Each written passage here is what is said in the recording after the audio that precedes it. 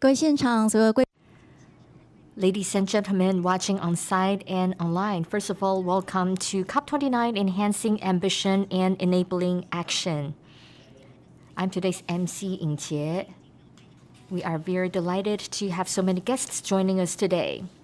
The theme of today's session is future generation, and we will focus on the long-term impact of the future generations, and also we'll think about how to use policy and public participation to empower the future generation to participate so that they can better understand their responsibility and their rights so that we can strengthen the intergenerational justice through climate action. Today, we are honored by the presence of many distinguished guests. First of all, please welcome today's moderator, Associate Professor of Department of Political Science, National Taiwan University, Professor Zulun Lin. Also, Climate Change Administration Division Chief Wen Yuyong. Youth Drive for Climate Philippines from Philippines, Jefferson Estella. Also, Wan Qian-tu, committee member of Tainan City Government Youth Affairs Committee. And Ping Han Huang, senior project manager of Mom Lives Taiwan Association. Good afternoon. Once again, a warm welcome to all of the speakers and the distinguished guests. Before we get started, we would like to invite everyone on site and online to join a photo call. So please make a fist in front of your chest, showing our commitment to promoting the ambition for climate actions. All right, one more. Give us your thumbs up and give us your big smile. We would like to wish the conference a great success. 3, 2, 1. Thank you. Now, let's start today's session. I will give the floor to the moderator, Professor Ling Zilun from National Taiwan University. Our participants on site and online, good afternoon. It is my pleasure to participate in the Enhancing Ambition and Enabling Action organized by the Ministry of Environment, which is in line with the COP29. And we are at a session of Future Generation, which is the 5th session. We are very happy that the Ministry of Environment has echoed the important call of Baku, Azerbaijan, where COP29 is held. So we invite our experts from home and abroad to talk about all these important issues. And talking about the issue of future generation, this is a very critical issue. I have paid close attention to this topic. This September, the United Nations held a Future Generations Summit, which has adopted several important resolutions and plans, including a declaration for the future generation. I think that around the world, or even at the highest level of the United Nations, future generations has become a very important topic. So today, from the perspective of climate change, we are going to talk about the intergenerational issue and how we cope with that. Definitely, this is a very difficult task, but I believe that this is the beginning for us to start a dialogue. We have representatives from the government, industry, and the academia, and also we have a speaker from the Philippines, Estella. So I believe that it's going to be a very successful one. So please allow me to briefly introduce the agenda for today. Later, we're going to have 4 speakers to make their presentations, followed by a Q&A session. So we can talk about the future generations. So allow me to briefly introduce the 4 speakers. The first one is Division Chief Wen Yuyong from Climate Change Administration. And the second is co-founder of Youth Strike for Climate Philippines, Mr. Jefferson Estella. Say hello to the audience. Hi. 他听得到吗？ Can you hear us? Yes, I can hear you. Okay, thank you.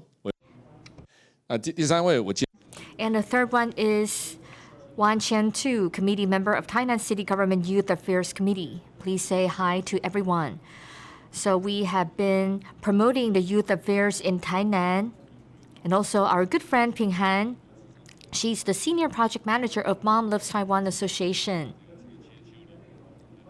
She's also the chairperson of Taiwan Climate Action. So she has been promoting the youth international participation. So thank you to all of the speakers. So now I would like to give the floor to Division Chief Wen to give us his first presentation. So I would like to give the floor to Mr. Wen. Thank you very much for the introduction. Good afternoon, ladies and gentlemen. I am from Climate Change Administration. My name is Wen Yuyou. Today, I'm happy to talk to you about youth participation and climate action. Today is about young generations or future generations. To prove that I was once young, I put this photo from 3 years ago. My alma mater, National Cheng Kung University, gave me this award as a great alumni. So it was like a second graduation ceremony for me, just to show you that I was once a young person as well. First of all, my presentation is about the importance of youth in climate change. If you look at the upper left-hand side, these are the frameworks proposed by IPCC, looking at different temperature rises of different scenarios. In the next 20 or 40 years or till the end of this century, it is inevitable that global temperature will rise. It's a matter of by how much. If temperature rises by 2 degrees or even 4 degrees Celsius, then we need to contend with this situation and looking at how this will impact our living environment. For example, for baby boomers, for example, my parents' generation, they are less affected by climate change. For my generation, the Y generation, we will be moderated affected. However, it is young people or Gen Z who bear the brunt of the impact of climate change. And even future generations who are not yet born, they bear the brunt of the climate crisis. And that is why when we amended our old law into the Climate Change Response Act, in Article 5 of Climate Change Response Act, it talks about we need to look at generational justice and assistance for vulnerable groups as part of our adaptation efforts. This is very important to maintain generational justice. Also, on the upper right-hand side, it talks about COP28 of last year. It talks about we need to have meaningful and effective social dialogue and participation of all stakeholders, including indigenous peoples, local communities, and governments, women, and youth and children. Indeed, this is very important, and Taiwan is taking this principle on board. Right now, COP29 is underway in Baku, Azerbaijan. This Monday, at COP29, they also talked about children and youth. In the lower right-hand side, that is a pin, a button from the meeting. We sent some observers to COP29, and one participant told me, you can sing a song and get this button, children and youth. It's quite meaningful. I look forward to hearing more stories from these participants who are attending COP29 in Baku right now. Now, of course, we're seeing more and more climate-related disasters. Youth, young people, they are our future. So here you see different leaders talking about the importance of youth participation. For example, the United Nations Secretary General, Guterres. He talks about young people are driving climate action and they can provide diverse perspectives.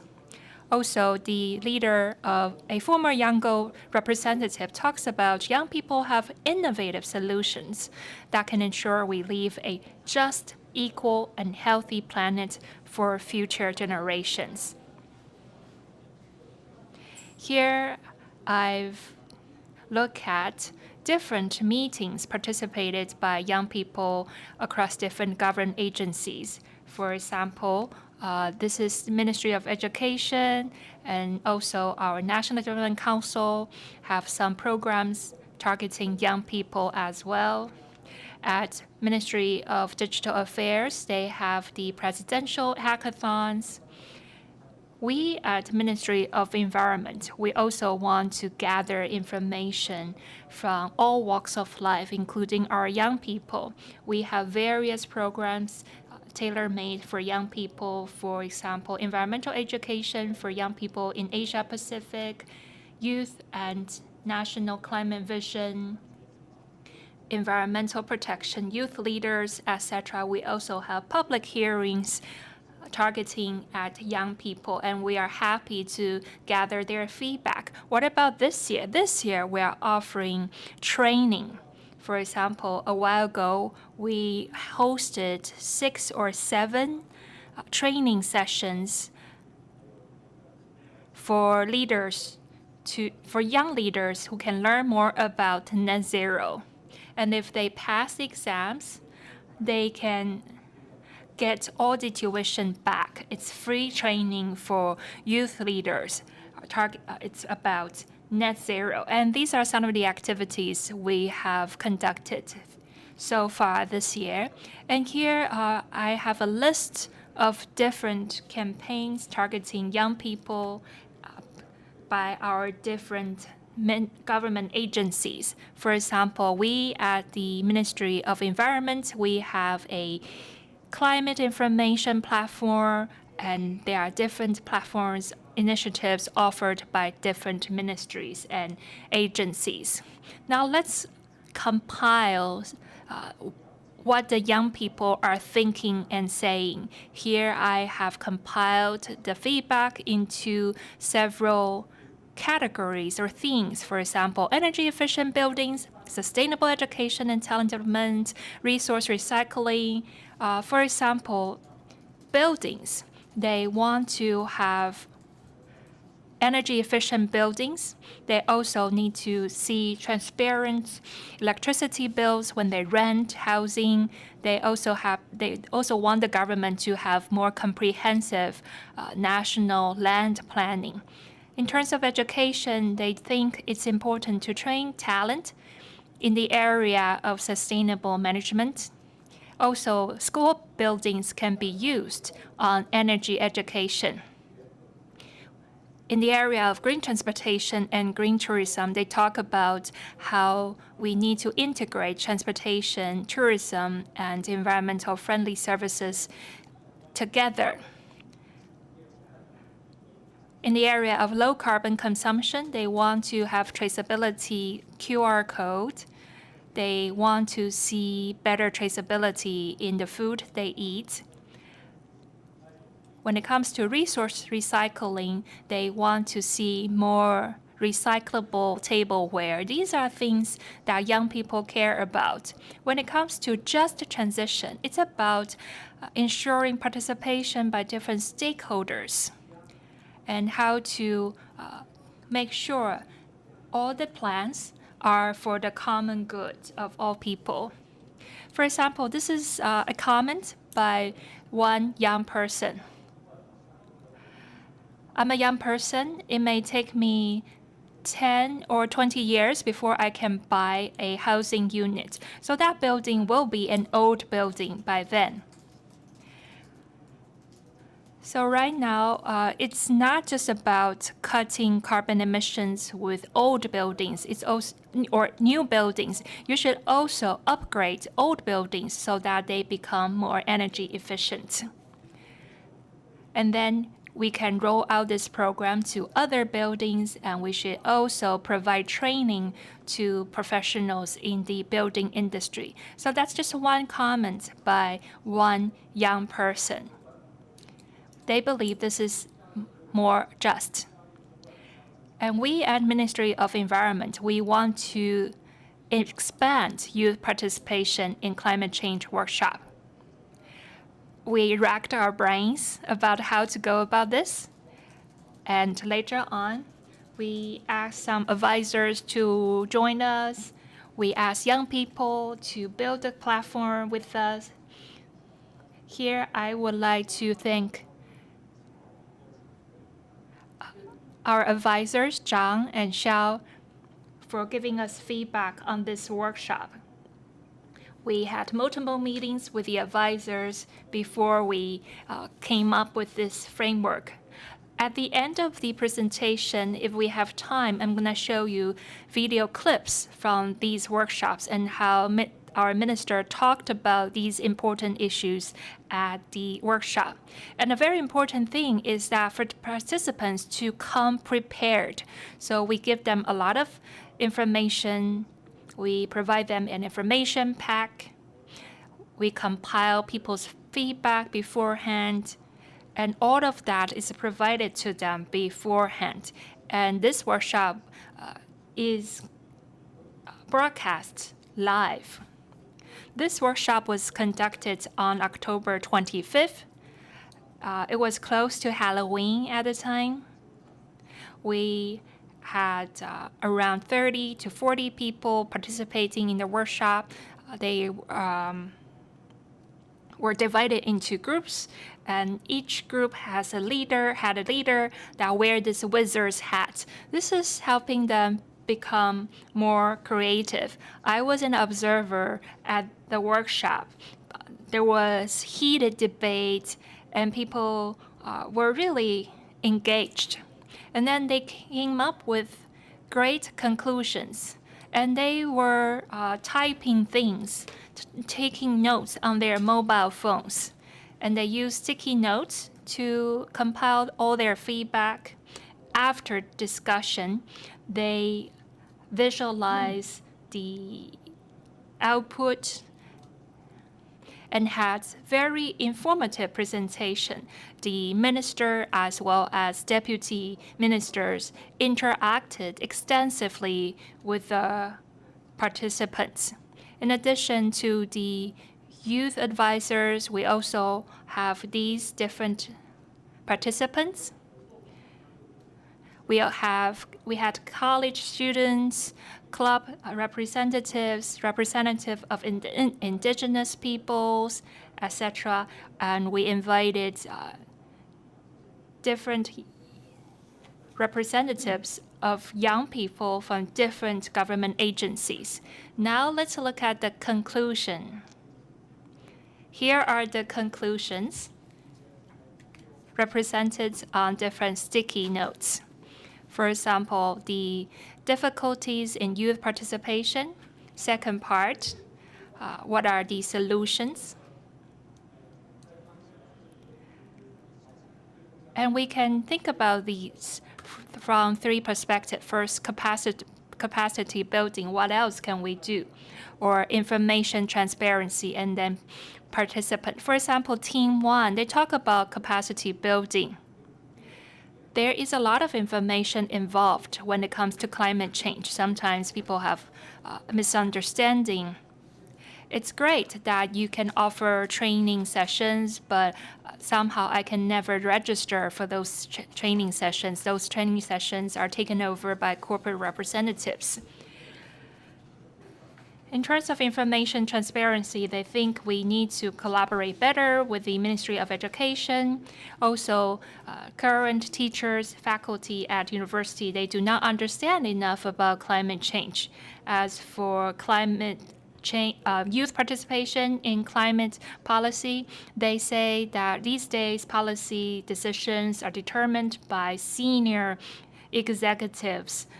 Young people do not get enough say. Also, some people talk about people need to be able to verify information to understand what is correct, what is false.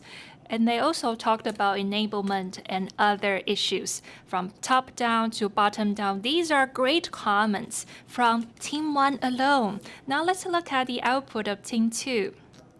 Team 2 talked about the necessity of a common language. They say the government doesn't understand what young people are thinking about. They say there's not enough participation or access, and young people do not understand enough about the climate crisis. As for difficulty in participation, they think there is a lack of participation, particularly for indigenous people.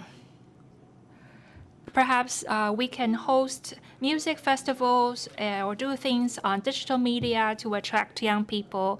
They also come up with difficulties when it comes to community building.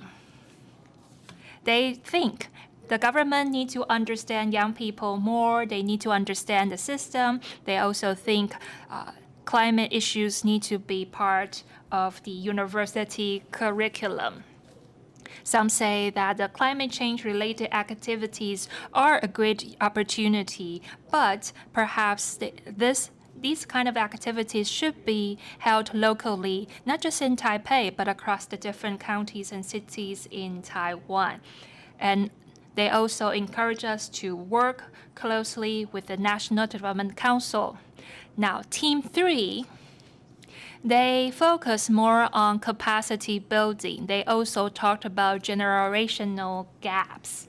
They believe we need to offer more training sessions and need to follow up so that we can host better, more effective workshops and training activities. They need to engage more people, provide people a sense of achievement, provide incentives. Now, Team 4, they talk about capacity building. It's really difficult, and information needs to be collated in a way that is useful to people. They think there is no clear pathway for people to have access on climate change or sustainability. They thought highly of the workshop on October 25th, and they encouraged us to host similar activities going forward and follow up on the comments and feedback.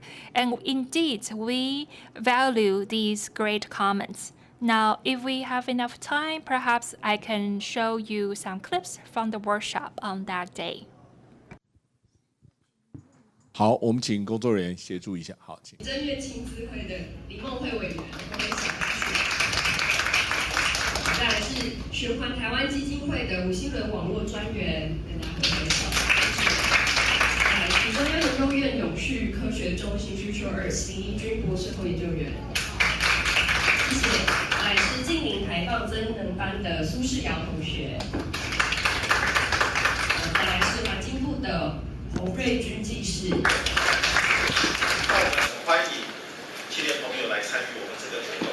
环境部的确一直在学习跟成长，怎么跟青年朋友来互动，在这个课题上面呢？谢谢2位其实委员给我们的这个协助啊。那我们也了解今天这个工作坊是我们林委员给我们的建议的哈。那我们也不断的在做努力。那大家也了解到，因为我年轻的时候，我记得我大4的时候就曾经我是代表毕业生去致辞我就当面就跟着那些的长官说只要你们不让我们失望，我们一定不会让你们失望。这个是一个当时哈佛大学校长说的，他们脸都绿了，因为你们不要让我们失望，我就不会让你们失望这个是很正常的事。那我提出3个可以做，因为我近期大概参与了总统府的气候变迁政策委员会，是 CCC 昨天也开了一次会议。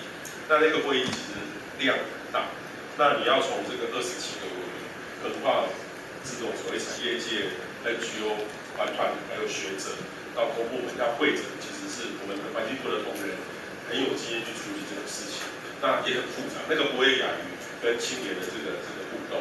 那我们在行政院呢，我也参与了这个协助，所以其实加上我们未来会有一个政府的永续长的制度，所以我这边其实是有一个很好的平台。如果各位对气候变迁有兴趣的话，我也愿意在未来，就是说我也会跟总统报告，是不是纳入各位可以来做有效积极的参与。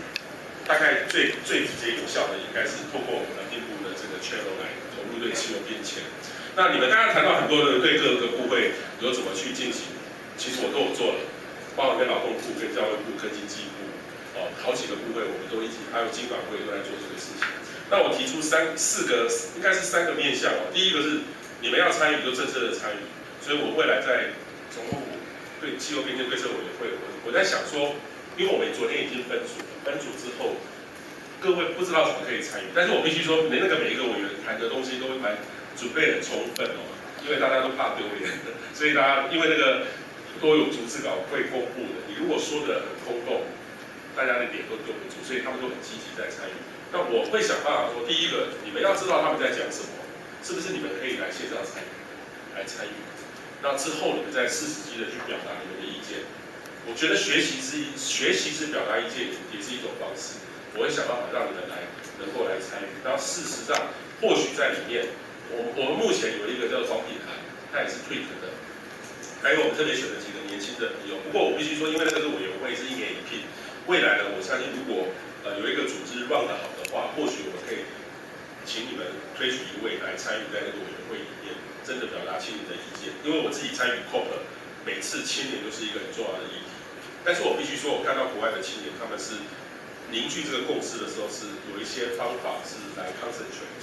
我想这个韩委可能很了解，其实可以请你们再来协助，来创造一个这个模式。所以我这边会想办法，有几个平台，一个总统府气候变迁对策委员会，行政院也有一个，未来有一个永续长联盟，我是担任这个秘书长来做这个事情。这是第一件事。那第二个呢是工作，因为你们现在也面临到你们的职场，如果是学生的话。你也可以选择这个未来气候变迁是你未来的 career 之一。那如果这个投入做这个跟你未来连接在一起，我相信你们做的就会更起劲，而不是说来参加一个活动而已。所以我们现在正在的确是对绿领人才有一些不一样的想法，而且统计出来也还蛮不错。这个待会我请思志来跟大家讲，我们最近要准备做的事也相当各位知道。那未来我知道教育部有一个青年员工计划，最近也要跟我们来谈这些事情。跟环境有关的，那这个都是未来的机会，那我们会把它整合在一起哦。那第三个呢是这个社会运动，社会运动绝对不是去像一般的这个政治的抗议，而是要带领社会一个风向的潮流。我认为是各位年轻朋友，你们有这个实力，有这个勇气，就是要带动社会的潮流，因为你们就是未来，不是被这个由这种中年人、老年人控制的社会被主导的手。而是你们要去主导一些言论，变得社会的潮流。所以这个部分呢，我是觉得你们有责任、有义务创造出来一个新的有台湾特色价值的一个社会运动，它可能是对气候变迁。像我们今天跟我们同仁讨论说，哇，到大学里面他们的环保社团、气候社团都小包2、3只弱到不行。所以是不是有一个更好的方式能够来表达？你们对于气候变迁和环境的这个热爱，我也希望大家可以。透过一些组织的方式，可以培训起来。我不是说叫大家弄一个社会运动、一个环保团体，然后就来跟政府抗议，而是说可以带领社会的一些改变。所以像我自己虽然是来当公部门，我自己觉得我还是在内阁里面算是一个 NGO 的角色，会意见不一样，但是我也乐意，我意见会不一样，我有我的坚持，但是我愿意去跟别人去做整合。所以我们跟经济，例如说环境跟经济向来的实质都是冲突的。当然都是冲突的，可是我们可以有时候妥协，有时候我要，有时候我让，彼此之间达到最大的公约数，这个就是我们现在在做的事。那像各位未来如果可以参与多一点社会运动，其实我认为这是必要的，因为你们才会真正有影响力。所以如果做完这些，就是保护我们的地球，就是保护珍惜你们的未来。所以我希望说有这3个程序能够来进行。那现在就是要有一个平台，有一个工作。像我过去长期投入的就是 T 大使那个计划，那个大概可以让你们可以到企业去实习。这个是过去做的，可是我环境部这边没有这个钱，所以我也希望找到一笔钱能够来做类似 T 大使，你们可以到企业实习上班多少个小时，你们可以去实际上改造这个企业，甚至我也希望。能够各位可以到环境部能够来实习，但是我们现在的预算可能大家要变成来当义工那样的感觉，但是我们希望能不能找到一些钱，让大家可以来我们这边可以实现你们的理想，了解政府在做这些什么事情，也参与一些这个事。这个目前有一个 T 大使的这个概念，那我们希望我可以找到来做这个事情，所以这个我们会来进行。所以其实青年的角色呢，我认为在所有的讨论里面。都要有，但是我的概念是，也请韩委或是孟会多帮忙，不要绝对不要把它当成是大家是政府运作里面有重视青年，来一个过来听听声音，这样的表面上的形式要落地。那要落地，两边都要进步。政府跟你们沟通的形式要很畅通，要用一些新的科技。我看你们都用得蛮好的，还可以再更深化一点点，用一些协作的方式来进行。然后当然政府这边也要衔接，说什么样的方式可以去衔接的好，可以真的帮助到我们的政策。那当政府需要你们帮忙的时候，你们也可以就是堂而皇之的来帮忙。那你们呢，给政府的这个东西的时候，你们一定要多了解，不然的话，有些公务员就会觉得说，你们讲的我都做了，可是我做归做，有没有效果又是一回事。所以这个如何去衔接的好，就是大家要努力的目标。我的希望是说，因为我自己也参与过这个过程，我希望这个部分的这个 gap 是能够拉越近越好。就很像说，我现在在做建立的目标，这个总统是希望我们现在已经不是二流的国家了，我们是全世界都认同我们的国家。那我们应该要向一流的国家看齐。我虽然不是第一流的，但是我要一流的最高的最。所以总统给我设定一个很强力、很难做到的目标，因为他说要有一个理想，你往前做、往前冲，这样才会往前走。如果设一个60分的目标，那我们干嘛努力？所以总统丢给我们一个很大的目标，院长也是。那我们希望能够往前冲。那这个目标呢，由上而下，由下而上，有一个差距。所以我现在的工作就是在缩短这个差距。那我知道现在缩短这个差距，从传统的方式都做不到啊，我需要弯道超车。那弯道超车呢，叫我们同仁，我们的同仁每天都很忙，每天都被这个各方，像我们这个月都在被立法院搞得团团转，那很难有时间。这个时候，其实青年们很有你们的动力，就是我们往下前进的力量。所以我是希望这个弯道超车的过程当中，你们的加入是有必要的。啊，我这边也会很乐意的提供一些机会，但是也希望你们可以整合得好。像我昨天开会做了4个小时，你们知道吗？我们昨天开会每个人讲5分钟就4个小时，然后还要开记者会，那个对我们每个人都是身体要很好才可以。所以未来也希望你们可以创造一些平台跟工具，我们的对接衔接可以做得更好。那这样的这种所谓的参与的梦想就可以达得到，因为我知道所有的国家都是一样，都是年轻就是未来。你们做这些事情，你们有朝一日也可以当环境部部长。我认为环境部长要年轻的，因为我看很多的国家都是很年轻，有理念才可以翻转的。那我希望说用这样的角度，也给各位的来勉励或分享我绝对不是说威权的方式来想这个事情，而是希望说你们的参与，让我们台湾可以更好。谢谢。你要先去除吧。气候变迁有这么多个议题，我想要了解哪一个，我就先把我比较没有兴趣的拿掉。然后呢，没有兴趣的拿掉之后，我可能手边还剩1卦，那一卦我就先去网络上找一些资讯，哪一些我是没有无聊看不下去，我就不要找。所以我是建议大家可能未来，比如说我们因为可能接着也要identify有其他的部会要去讨论，我们就可以把自己想要关心的议题尽量能够 narrow down。那因为每一个人 narrow down。好，谢谢。Thank you for watching the video. So that was a youth forum organized by the Ministry of Environment. So the minister has responded to the important suggestions made by the young people. So today we have many important distinguished guests. So we have legislator from the Legislative Yuan Lin Yueqing. So please say hi to our audience. Legislator Lin has paid close attention to the issue of youth and children. So we are very happy to have her join us today. So later she's going to give us a few words to shed some light on this important topic. So now I would like to give the floor to Jefferson Estella, co-founder of Youth Strike for Climate Philippines. Please. Did you hear me? Yeah. Hello. Hey everyone. Hi, Jefferson. Yep. Okay. Go ahead. All right. All right.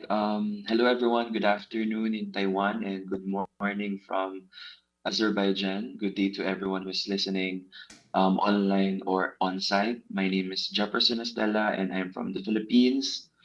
First of all, I just want to thank the Taiwanese colleagues from Taiwan Research Institute and friends and networks from Taiwan who believe in young people's stories from the global south and for inviting me. As you may all know, I'm here at COP29. We are actually in the day or the final day of the COP as we speak. But of course, it might be extended until tomorrow due to a lot of contentions with the draft texts and key agendas. And today I'm here as a climate justice and youth activist, a campaigner, and a representative of countless young people worldwide who refuse to accept a future dictated by climate inaction. In my next slide, let me start saying that it's terrifying to be a young person today.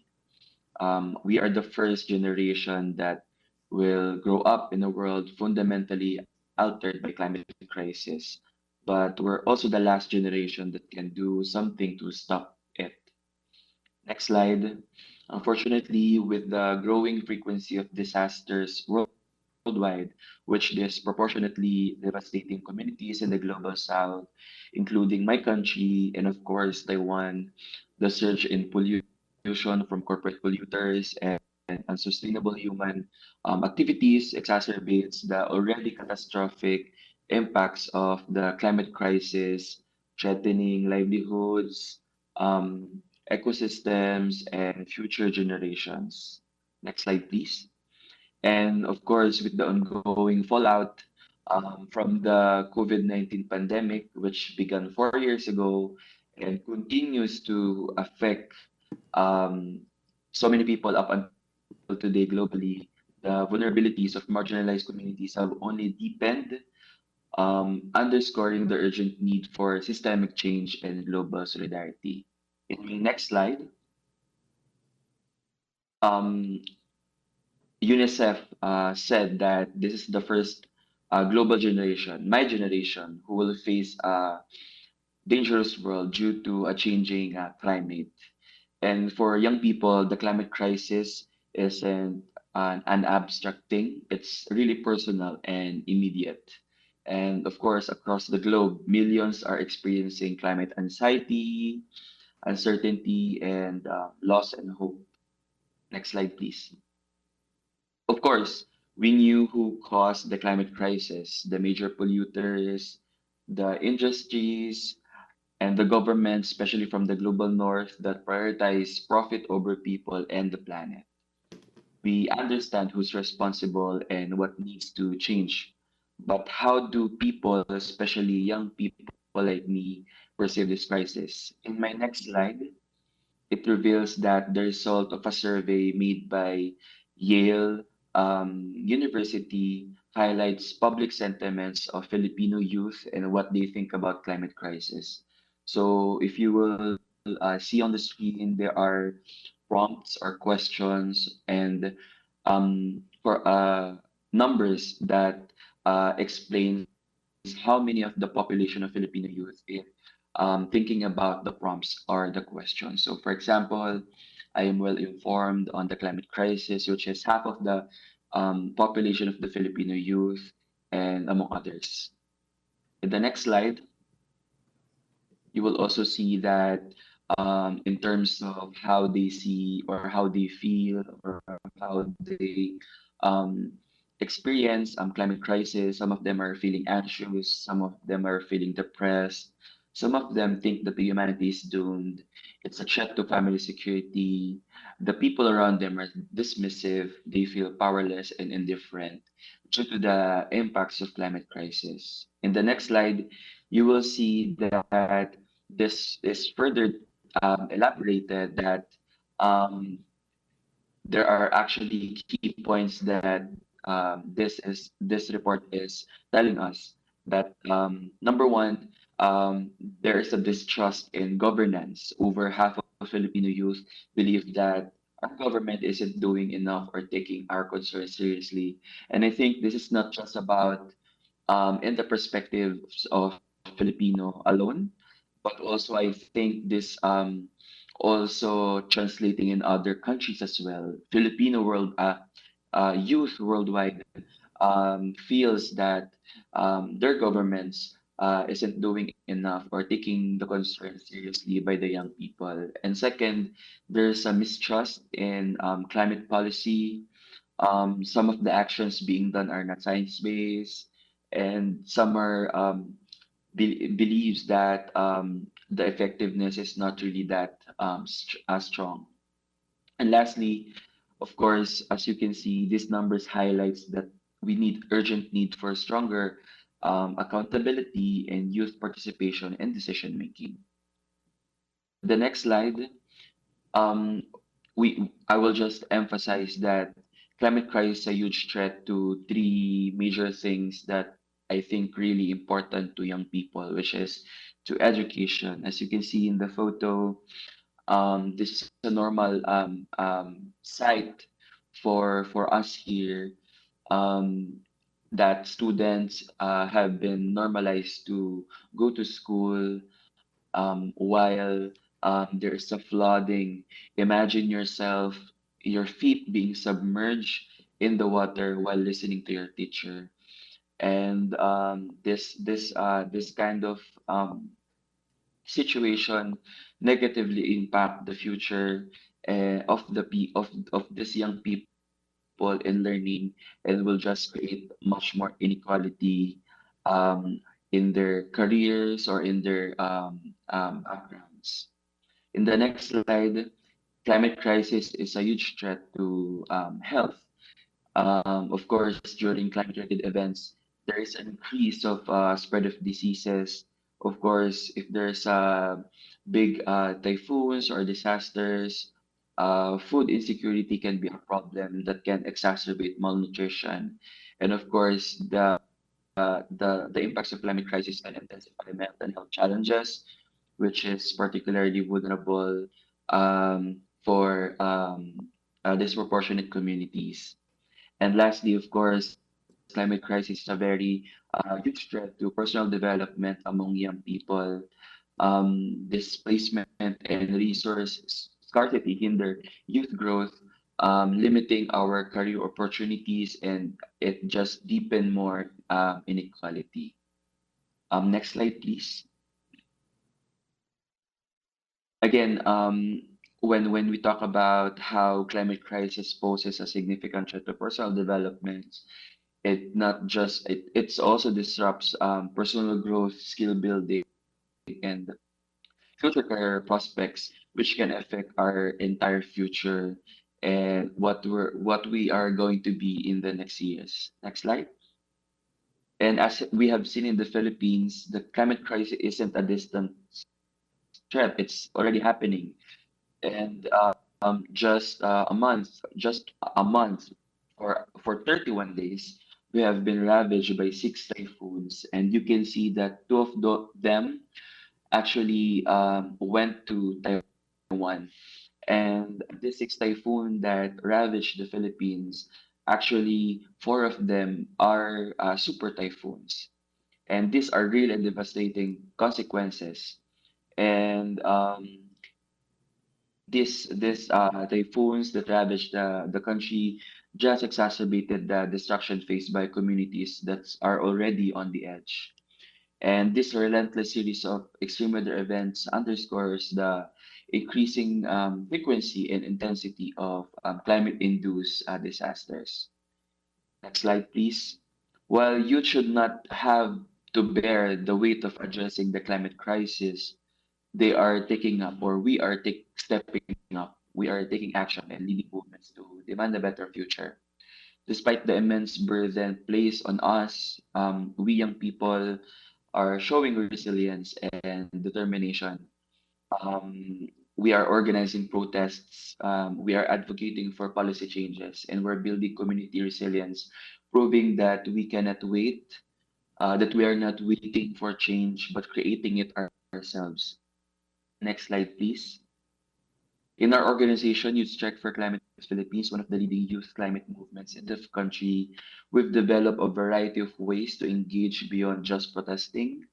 We recognize that climate issues are inherently intersectional, so we integrate them with social justice issues such as gender equality, workers' rights, and poverty reduction. We've done a lot of things such as policy lobbying, petitions, work immersions in communities, trainings as well, and research and development. In the next slide, since we are already talking about COP already, and I'm glad that Mr. Wen mentioned earlier the Children Youth Pavilion, I was actually able to speak. I wasn't just able to put the picture, but I was able to speak in Children and Youth Pavilion, taking or talking about youth in climate action. And of course, since I'm also here at COP, I have the privilege to participate and rally voices of the youth in the global south. But again, I want to reiterate that it is just one of the many avenues for climate actions. I've been in the COP for the past 3 years. My fourth COP is the COP29 here in Baku. And while COP provides a crucial platform for global dialogue and decision making, it is not the only space where meaningful change can happen. Climate action occurs in communities, on streets, through grassroots movements, and everyday decisions that we make. Every form of engagement, from local campaigns to policy advocacy, contributes to the larger fight. COP is important, but it is one part of a broader, more diverse movement for climate justice. Like, for example, in the next slides, you will see that we've been working with fisher folks in island communities in the Philippines. Next slide. You will see that we've been campaigning for loss and damage in different platforms.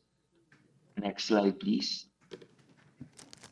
We've been doing actions and protests. Next slide, please. We've also tried to do dialogues with our government institutions to call them out for advocating dangerous projects. Please. Of course, going to communities and trying to inform and collaborate with them on how we can collectively improve their situation. In this photo, these people are actually indigenous peoples in the Philippines, and in the background you can see a solar panel on top of the roof on the rooftop. It's a joint work where we collaborated with them on how we can improve their lives because they don't have electricity in their area. Next slide, please. And I think this is where I'm going to end. But before I leave the platform, out of 4 COPs, including this one that I'm now participating, this particular picture is actually my favorite one. This is from COP28. This is a youth protest, and I'm not sure if you can see me, but I was there. I love this photo so much, and because it speaks so much about how youth, the current generation, is paving the way for future generations. So for me, I think what needs to change is, of course, include youth in decision making. We should invest in education and training more young people to lead climate actions and innovate solutions. And of course, support grassroots movements. If we can, or if there's resources, let's provide funding and resources for youth or community-led initiatives addressing climate justice. And finally, let's ensure policy supports recovery and adaptation in most vulnerable areas. Again, I just want to reiterate that youth across the globe are ready to lead, but we cannot do it alone. We need allies from everyone here in the event, on site, in the government, in businesses, and in civil society, working alongside us to create systemic change. And I'm grateful that the Taiwanese colleagues across different sectors have continued to engage young people like me. And as we speak, COP29 is about to end today. We hope that COP29 is going to be a turning point where we move from promises to real action, because our future is really uncertain, but our commitment to fighting for it doesn't have to be. Again, let's redefine what's possible for our planet, for our communities, and for the future generations. In the next slides, if you have any questions about my work, you can follow me or send me an email, or we can collaborate in the future. Again, thank you so much, and padayon. Okay, thank you, Jefferson. Thank you for sharing with your view and your experience about the youth participation. And I just returned from Baku the other days, and hope that the final day will bring some good news after the negotiation. So please stay with us because we have 2 more presentations, and then we will have a Q&A section. So we hope you can join us for the Q&A. Thank you so much for the presentation. 好，接下来我们是不是先 We have 2 more presenters. And here I would like to introduce the Director General of Climate Change Agency of Ministry of Environment. Hello everyone. I am very happy to see this event being so well attended, especially by young people. And thank you, Ministry of Environment, for giving us the opportunity. Now we would like to invite Legislator Lin Yueqing, to give us her feedback. But before that, let's go to the next speaker from Hainan. I'm very happy to be here today to participate in this climate meeting and talk about how climate change affects young people.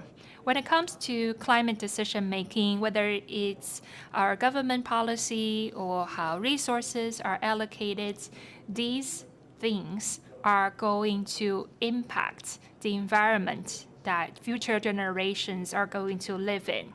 And not only that, it also affects our health and our opportunities. Climate change, of course, brings a lot of challenges. For example, extreme weather and disasters. And they put children and young people in vulnerable conditions. In some countries, their children are already affected by climate change. They see a higher likelihood of diarrhea, malnutrition, infectious diseases, etc. And people say that children under 5 actually bear the brunt of the disease burden. For example, this is a flag of dengue fever warning in Tainan City. From this, we see that climate change is really impacting our daily life already.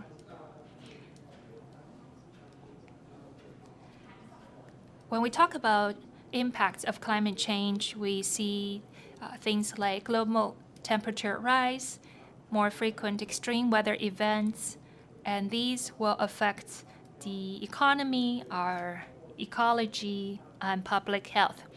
In Taiwan, we see that even though it's November, we are still getting very frequent typhoons, which is unusual in November. And these typhoons are quite severe. For example, one of the typhoons has caused great damage in southern Taiwan. A lot of trees fell down, and some roofs were blown away. And there was major flooding in southern Taiwan as well. So these days, typhoons are more extreme, more severe, causing more damage. Also, heavy rainfall is causing problems as well. When it comes to agriculture and water resource management, it's all going to be more challenging because of climate change. So I talked about extreme weather events, dengue fever. These are all related to climate change. And like I said, climate change is having a big impact on children and youth.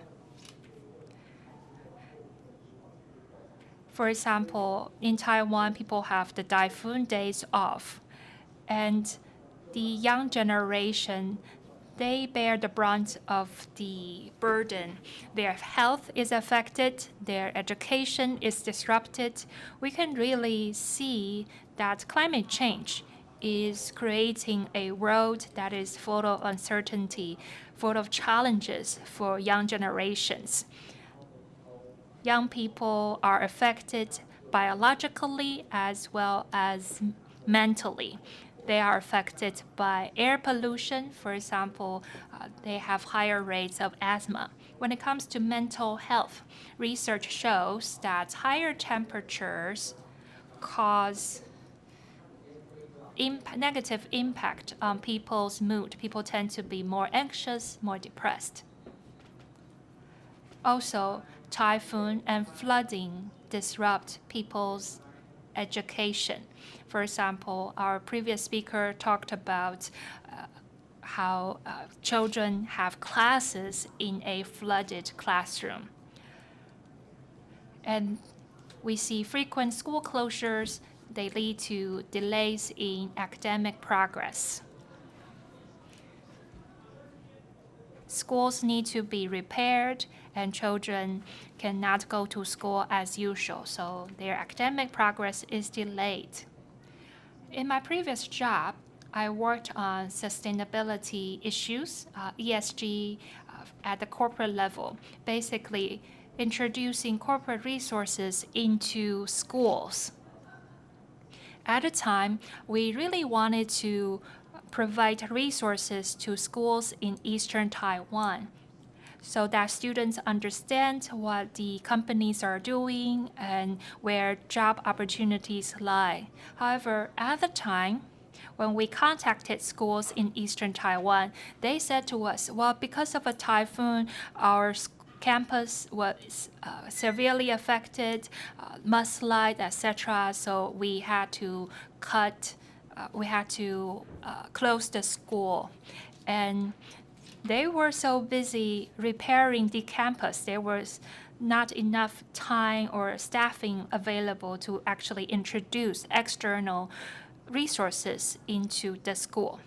So again, that's another example of how climate change affecting children's access, young people's access to external resources. And this is, of course, making the income gap greater.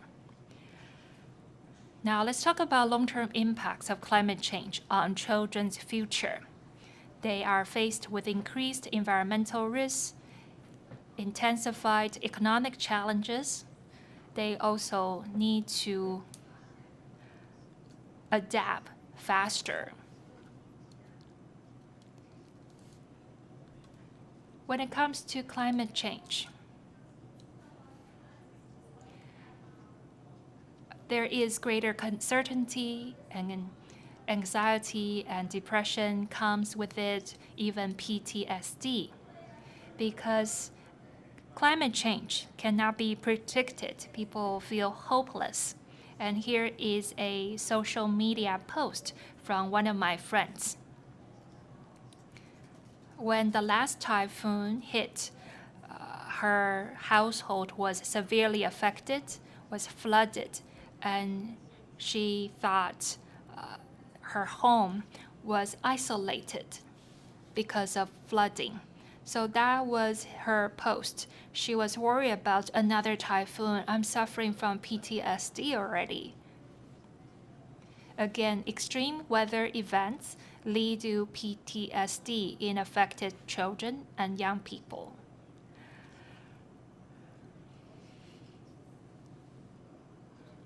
And now let's talk about the CRC, Children's Rights Convention. And on November 20th,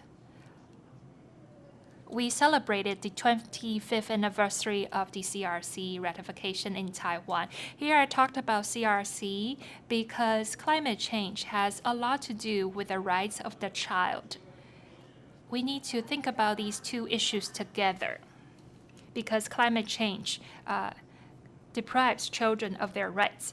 I don't know if you have heard of Greta Thunberg. She led a lot of protests. She spread pamphlets. And on her pamphlet, she said, "I'm doing this because I am sick of you adults wasting my future away." And her action, of course, has drawn a lot of criticism from adults. But what she was doing was actually to make herself heard. Well, in the CRC, it talks about children have the right to life, to health, to the environment. They need to be able to be free of the impacts of environmental impacts. So this will be interference to the life and the rights of the children and the youth, and not to mention the potential health hazards to the people in terms of respiratory diseases and also diseases carried by pests or mosquitoes. So climate change will exacerbate these problems, posing greater impact on the health of the young people. So definitely education will be a very important point because the schools may close down due to climate disasters, so children will not be able to learn. So the United Nations has required countries around the world to provide a sound environment for the youth and children. And the youth and children have the right to collect the right information regarding climate so that they can protect their own rights in terms of making decisions for climate decisions. So now I would like to share with you, well, this is an event held by the Ministry of Education. So this is an action plan for youth engagement. So people talked about net zero carbon emissions. The reason why I share with you this event is because I was part of the participants. In this event, actually, it happened throughout a year. So a total of 30 teams participated, and they invited 30 youths to participate. So totally over 900 young people participated in this event. And throughout the process, many issues were discussed. For example, sustainable education and talent development was a big topic. Many participants said that we need to improve the professionalism of the faculty. We need to integrate the green knowledge to our higher education and vocational education. We need to provide a knowledge pool so that we also need to have some complementary measures to help implement these ideas. Also, we need to have green tourism and green transportation. The government should have the economic incentives to encourage people to use the public transportation and shared transportation. Also, we need to promote green tourism. So more indigenous tribes and also local industries will try to attract public participation through the concept of sustainability. And the third one is low carbon consumption and product certification. We want to promote the carbon labeling and also the place of origin certificate so that people will gain a better understanding about the carbon footprint so that we can make the low carbon products more popular. Next, zero waste through resource recycling.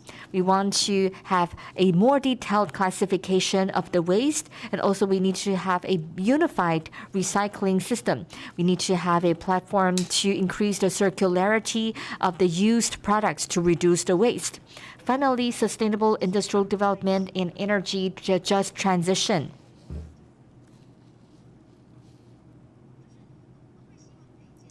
We want to establish a transition mechanism by working with the youth and the education sectors to promote local circular economy so that the industry will be better adapted.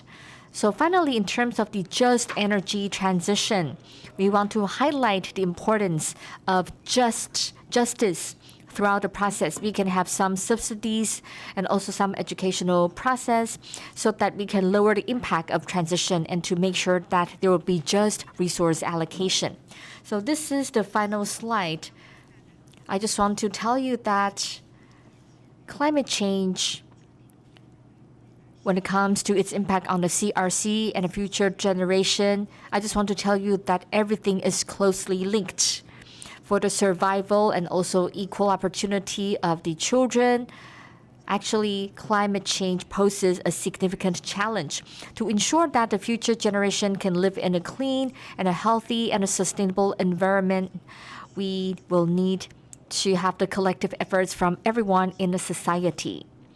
It takes the joint responsibility of everyone. So let us join hands to safeguard the right of the children and the young people. I'm Wan Qian. Thank you for listening to my presentation. Thank you for your wonderful presentation. She shared with us her personal experience, and she talked about what kind of roles that young people should play in a future generation. So we hope that more young people like Wan Qian will take actions and to promote all these important initiatives. Now we would like to move on to Ping Han. So she has been committed in promoting the climate issues for the younger generation. She's Senior Project Manager of Mom Loves Taiwan Association. Over to you, please. Thank you. Our participants on site and online, good afternoon. So today, actually, we're talking about enabling action and enhancing the ambition. So from these two perspectives, so if I would like to share with you the keywords, I wonder what keywords will you choose? So I think we can have more sharing. And I hope that maybe you can share with us what the keywords are. First, I have a question for you. This is a question for everyone. So, who is the young and the future generation? You might be wondering, well, the young people and the future generation, according to the United Nations, are defined as people under 35, or now we have changed the level to 40. But when we are talking about the younger generation and the future generation, we are talking about a specific group under a specific age. So, as mentioned by Chief Wen, actually some people, we were once a young person. So now I'm at this age, I can say that the Young People Climate Association, ever since we were established in 2017, now that was the time when I was 23 years old, and now I'm 35. I'm no longer a young person, I'm a mom. So a friend of mine who's also a member of the association, she said that, well, young people, well, we know that they get old, but if you're a mom for life. Even when you're 100 years old, you're still a mom. So that's why we're showing you this slide. This is a very important issue. When we are no longer young, the way we think and our points of views will also change accordingly. So what is the so-called youth or young perspective? Maybe at that time, you were not so anxious, you embraced the challenges every day, you don't have a lot of burdens. Actually, we hope that that would be the views of the future generation. So when Mr. Wen was talking about the Young Forum held by the Ministry of Environment, well, the moderator was definitely a young person. So I think today we need to be more sympathetic. What Jefferson and what Wan Qian said really speak to us. These are the things we know, but from their position, from that age, we need to be more sympathetic when we are talking about the climate actions related to the future generation. We need to put aside our bias and listen to them. That is why when we're talking about Greta Thunberg, she said, "How dare you?" This is a very famous quote. If you remember that picture or that video, that was made into a lot of memes. But in a global youth alliance among the climate community, we were actually infuriated. Why would people make memes of her? Why would people question her legitimacy? Why would people say that Greta was just an angry young person? Because she was a young person. But actually, they come from different backgrounds. even though you are young, you can still provide a lot of professional and important opinions. I don't think there's a clash about that. We need to remind ourselves we should not see things with bias. We should respect the young people for what they say. If the young people was angry, we cannot say that, well, this is not constructive just because he or she is young. This is something we need to remind ourselves. We should not disregard young people just because they are young.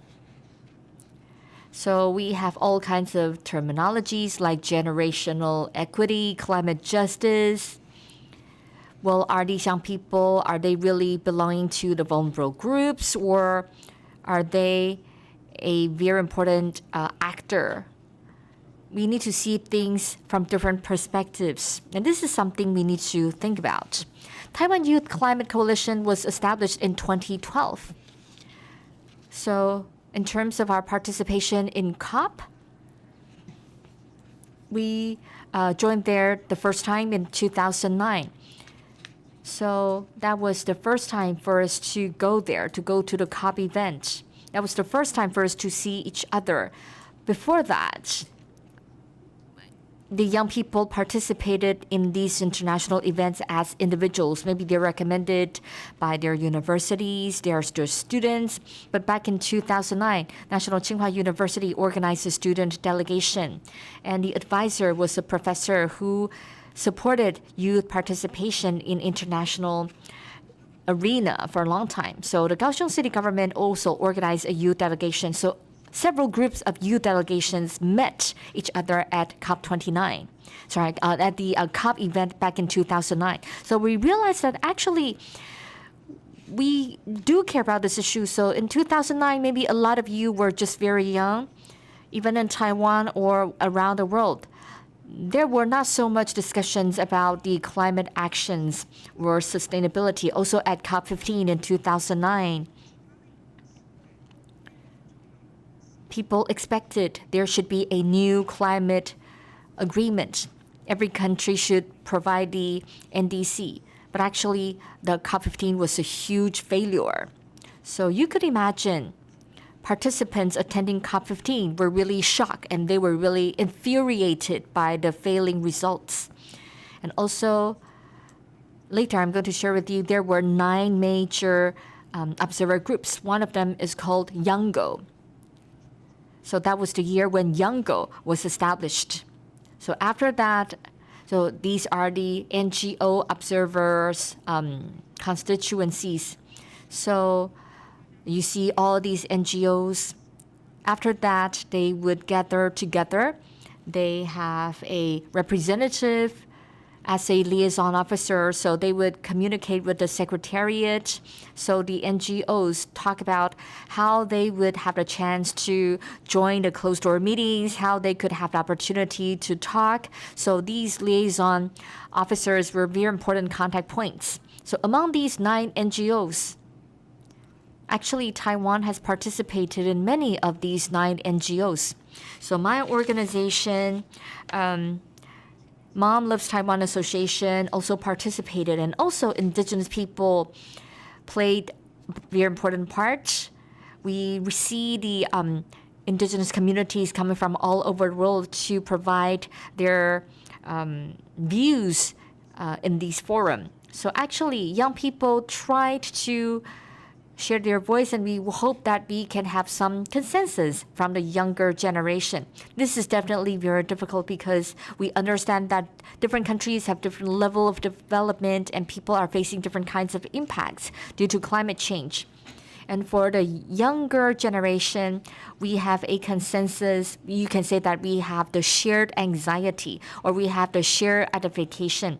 So every year, the younger would organize their own meeting. So prior to the COP meeting, 1 weekend before the COP event, YOUNGO would invite all of the young people together to have a, you can say it's more like a pre-meeting.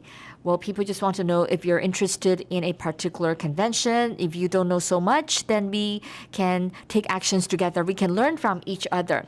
So for the Young People Climate Coalition, we just try to find a like-minded organizations or participants, especially those from South North Asia, for example, from Japan, Korea, and also Singapore, Malaysia, Hong Kong, and China.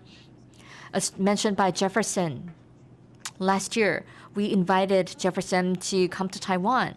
So all of these young people's generation under the network of Youngo tried to communicate with other young people and organization. 它其实很 At COP meetings, Youngo organizes a lot of events and does a lot of lobbying. They actually talk to delegations from different countries to provide very solid, very concrete policy advice. And they always have interventions at different COP meetings. Interventions is where leaders from different countries give their eloquent remarks, and the 9 categories of NGOs will provide feedback. Let's think about how much time do the NGOs get? About 2 minutes, while the political leaders get 3 to 5.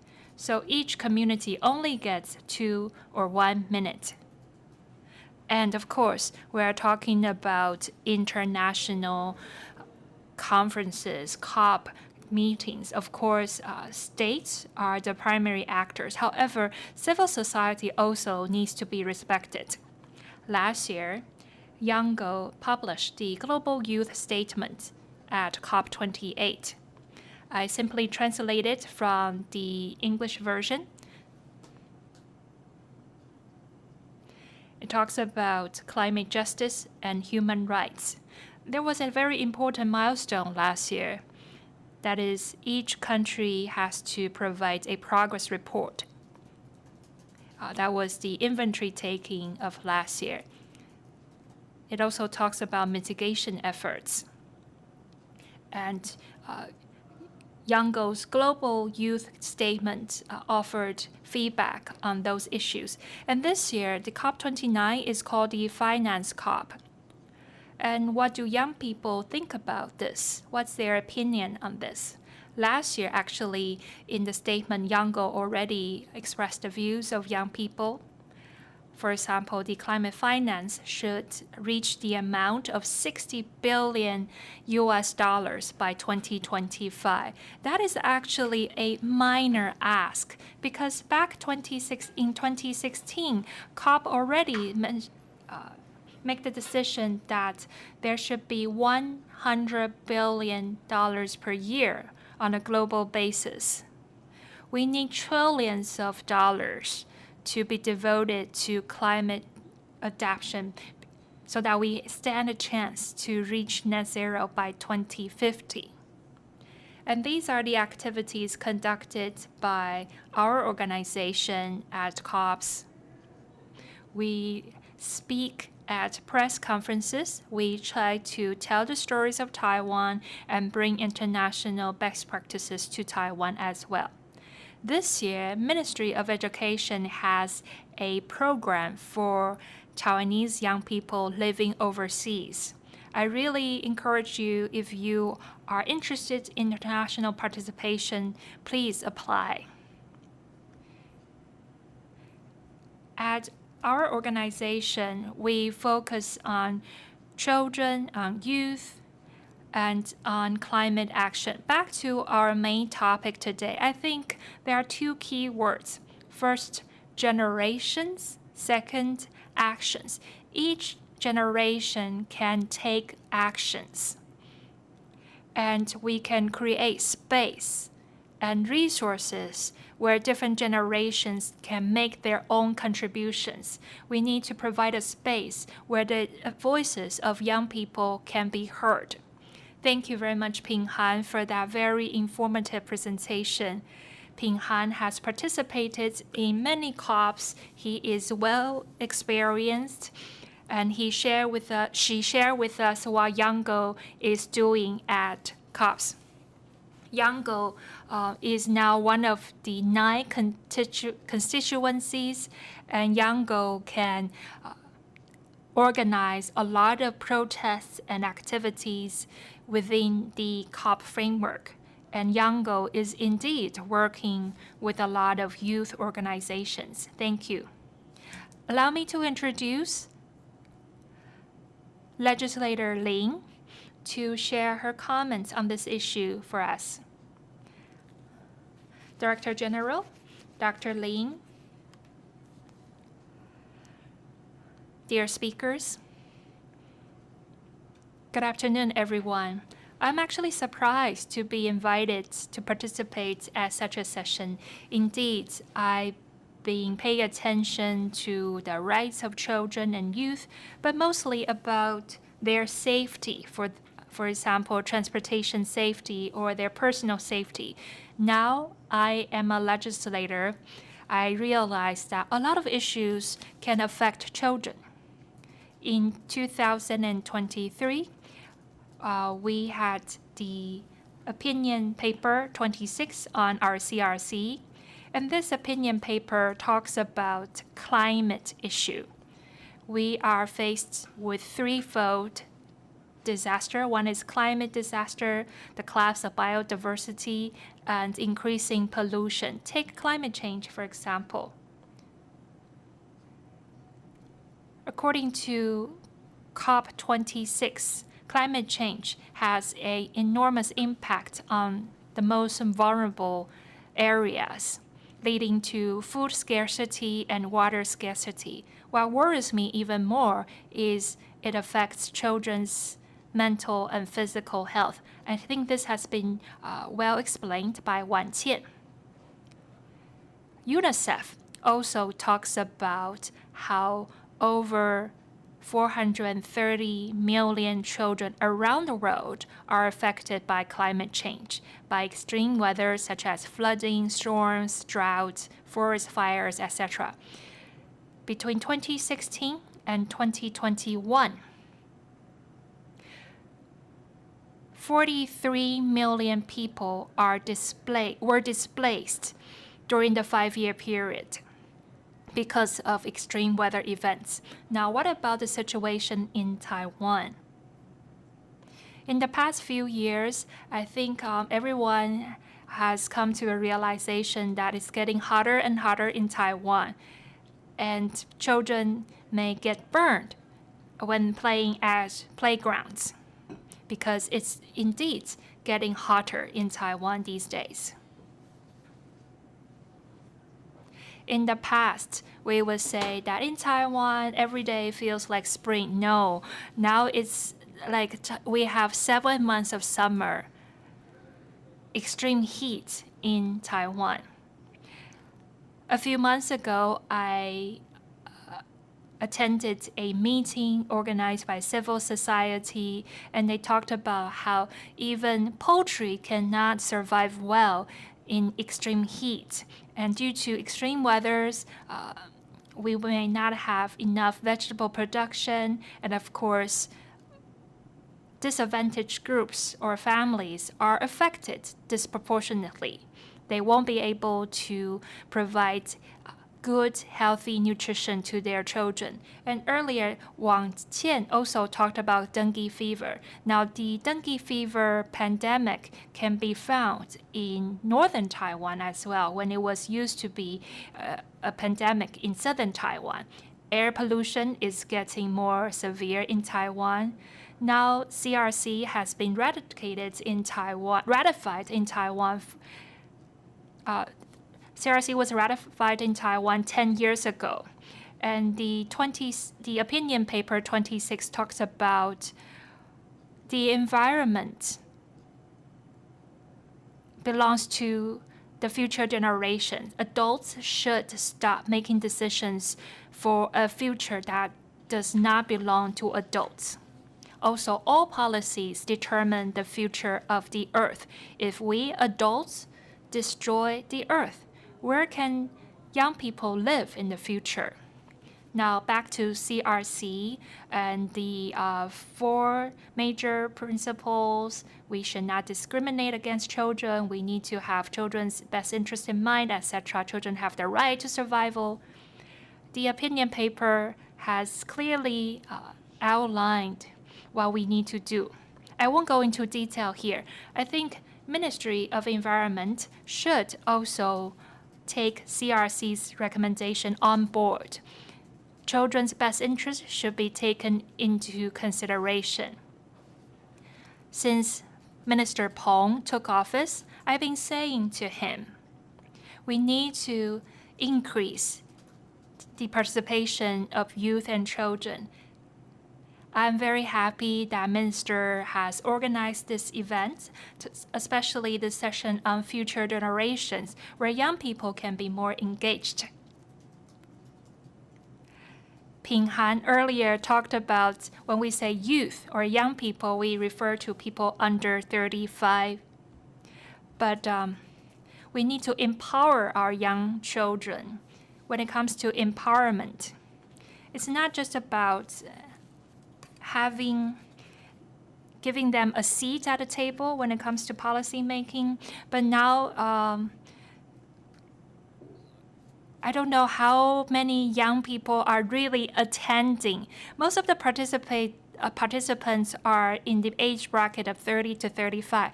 This worries me because I used to attend Children's Welfare Committee at the local government level or central government level. Children did not talk about the environment. They talked more about school uniforms, bullying, etc. I'm not talking about these issues I'm not saying these issues are not important, but I think our younger people do not understand the seriousness of the issue. When we talk about the civil society organizations, they are young, but in their 30s or 40s, not really including children or adolescents. And I think that's a shame. That's where we can improve going forward. Perhaps Ministry of the Environment can invite children to participate. Allow children representatives to attend because the earth belongs to them in the future, not to us, middle-aged people.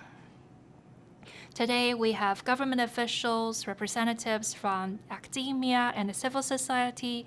We're talking about solutions to climate change. We, working in our legislature, I've asked questions about our carbon fee policy.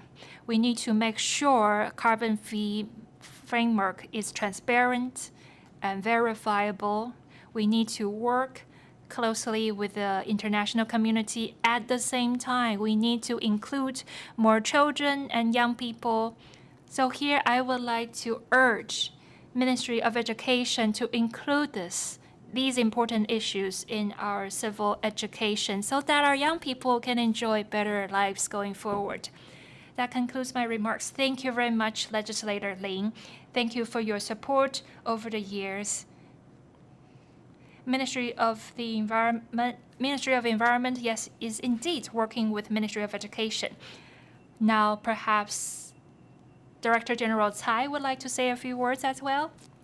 Yes, thank you, Legislator Lin, for attending this session. I understand that you are very busy at the legislature. Thank you for attending our session on future generations. Today, when we talk about climate change, it's more and more important to include youth. And people have been talking about net zero by 2050 and control temperature rise within 1.5 degrees Celsius by the end of this century. Now, 2050 is 26 years away from today. 26 years later, the young people today will be in their prime. They will need to embark on this net zero transition so that they can have a place to live in the next century. Today, we are talking about different mitigation measures, adaptation measures. We really need to include young people. And that is indeed what we are doing at Ministry of Environment. First step is information transparency. As Legislator Lin mentioned earlier, we need to engage with young people. We need to raise their awareness so that they can take action. This is what we need to work on. Thank you. Thank you very much, Director General. Yes, indeed, we do have consensus on some of these issues. In the interest of time, we'll just take one or two questions from the floor or from our online participants. 这边先 If not, I have a question for all of the speakers. So, as mentioned before, we talk about the importance of having the younger generations to participate.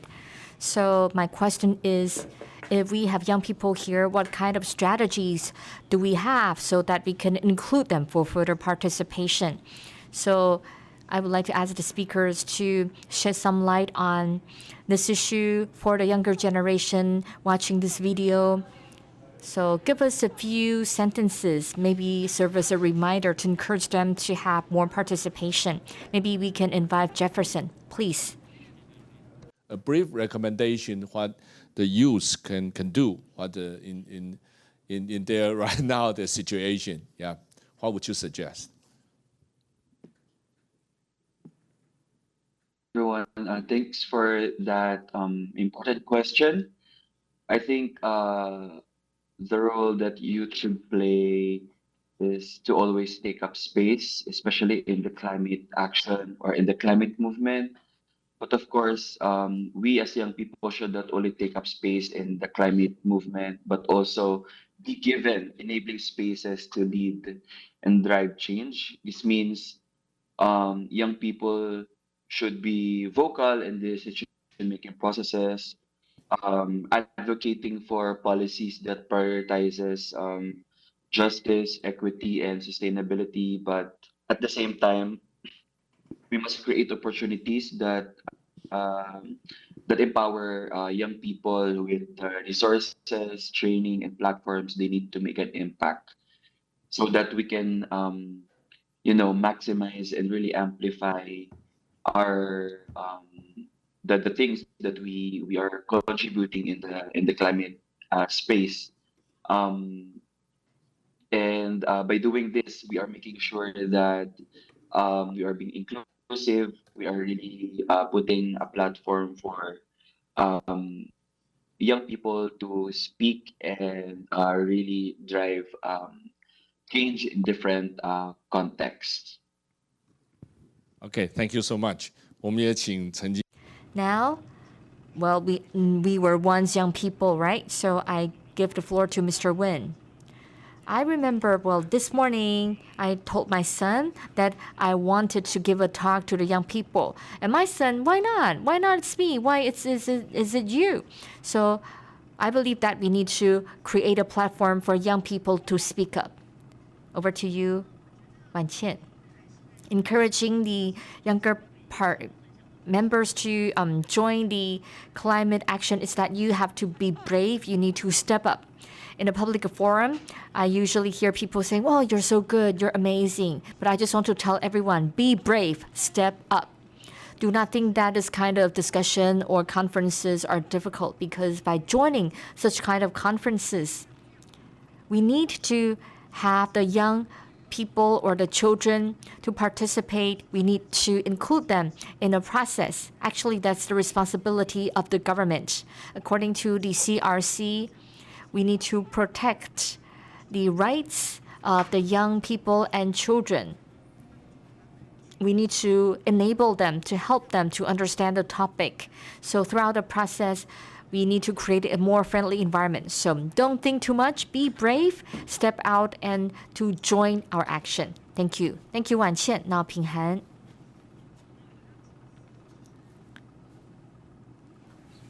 I want to call upon all of these organizations, including my own organization.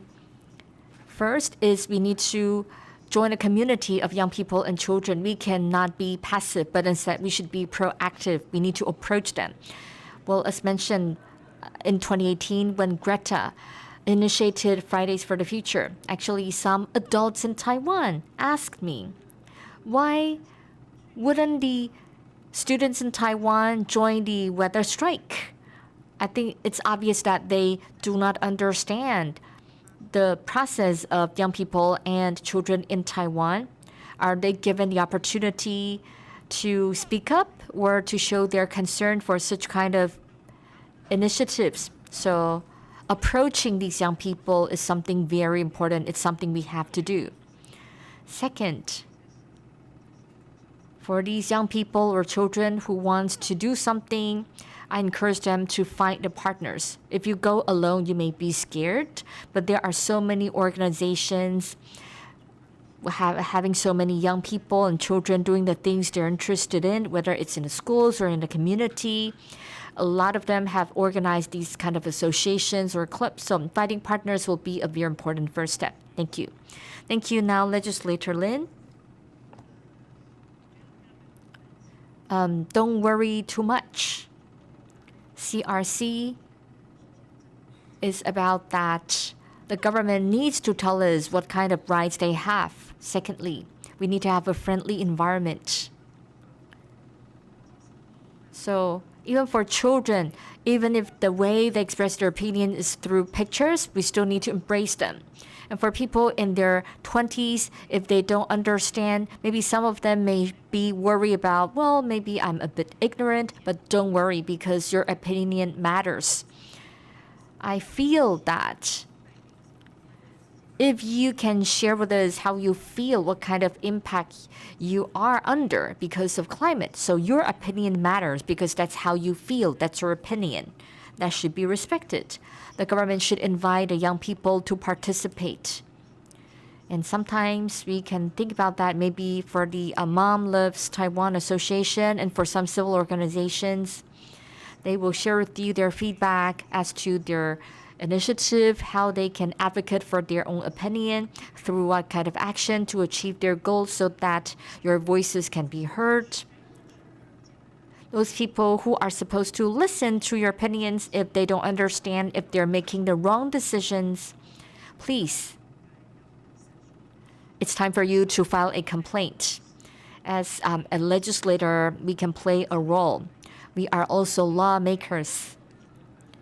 Definitely, we will talk to the Ministry of Environment. And now we are reviewing the government's budget.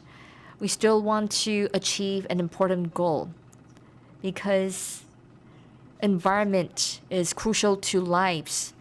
I urge everyone to show your concern. By having more interaction with the Ministry of Environment, I understand that climate issue is so far-reaching.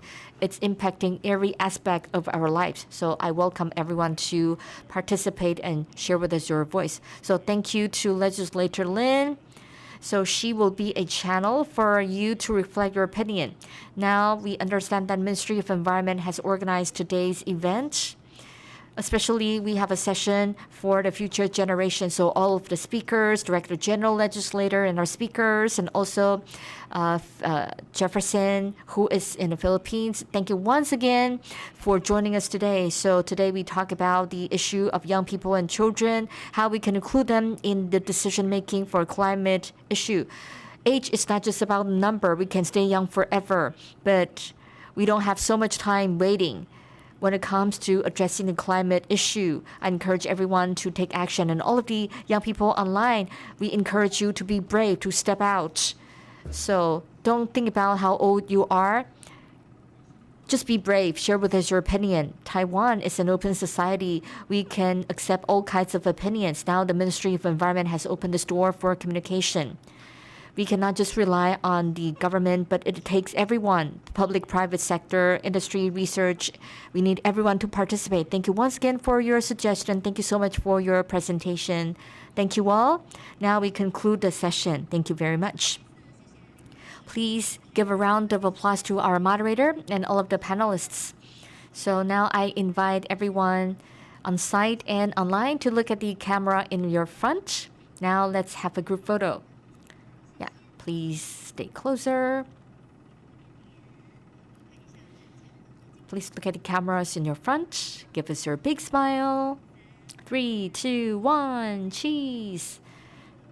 Finally, thumbs up. So thank you for joining today's conference, Enhancing Ambition and Enabling Action. Thank you once again to all of the participants. This concludes today's session. So for all of the participants online, if you need to register the civil servant learning hours, please remember to sign in and sign out. You can scan the QR code to register. Thank you once again to all of the participants. Thank you and see you.